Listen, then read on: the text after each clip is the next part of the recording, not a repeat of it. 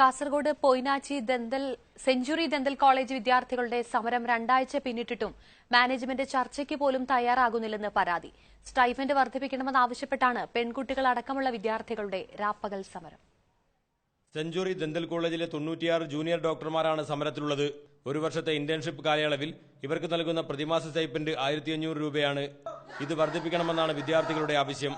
ഈ ആവശ്യം ഉന്നയിച്ച് മറ്റു കോളേജുകളിലെ ചില വിദ്യാർത്ഥികൾ ഹൈക്കോടതിയെ സമീപിച്ച് അനുകൂല വിധി നേടിയിരുന്നു. പ്രതിമാസ സ്റ്റൈപ്പൻഡ് ഗവൺമെന്റ് കോളേജുകളിലേതുപോലെ തന്നെ 20,000 രൂപ ആക്കണമെന്നാണ് ഹൈക്കോടതി ഉത്തരവ്.